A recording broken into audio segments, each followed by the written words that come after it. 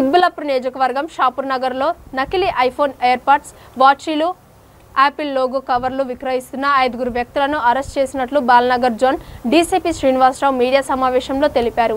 నిందితుల నుంచి ఓ కారు 5 ఫోన్లు నకిలీ యాపిల్ ప్రొడక్ట్స్ స్వాధీనం చేసుకున్నామని తెలిపారు. వీటి మొత్తం విలువ 15 లక్షలు ఉంటుందని అన్నారు. నిందితులను రిమాండ్కు తరలించామని అన్నారు.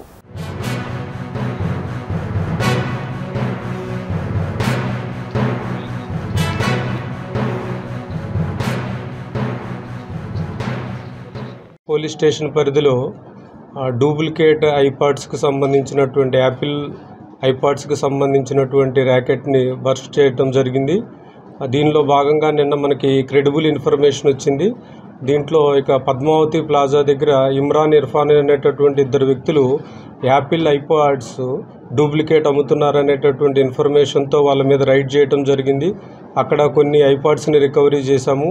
ఆ ఇన్ఫర్మేషన్ని బేస్ చేసుకొని వాళ్ళు ఇచ్చినటువంటి కన్ఫెషన్ని బేస్ చేసుకొని బాచుపల్లి ఏరియాలో జేహెచ్ మొబైల్స్ అనేటటువంటి షాప్ మీద రైడ్ చేయడం జరిగింది.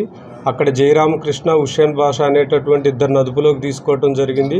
వారి దగ్గర నుంచి కూడా పెద్ద మొత్తంలో డూప్లికేట్ ఐపాడ్స్ని రికవరీ చేయడం జరిగింది.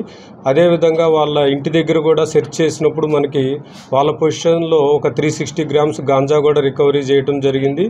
వాళ్ళు ఇచ్చినటువంటి కన్ఫెషన్ని బేస్ చేసుకొని మనం జగదీష్ మార్కెట్లో కూడా రైడ్ చేశాము.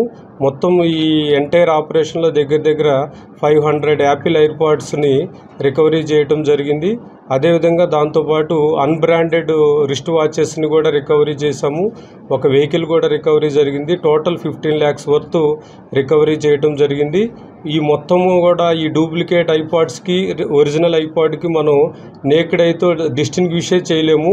మామూలు ఐపాడ్ యాపిల్ ఐపాడ్ 20 to 25,000 ఉంటే వీళ్ళు 2 to 3,000కి అమ్ముతున్నారు. చూస్తే సేమ్ టు సేమ్ ఉంటుంది.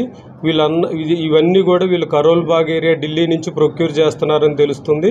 దాని గురించి కూడా ఫర్దర్ ఇన్వెస్టిగేషన్ చేస్తాం.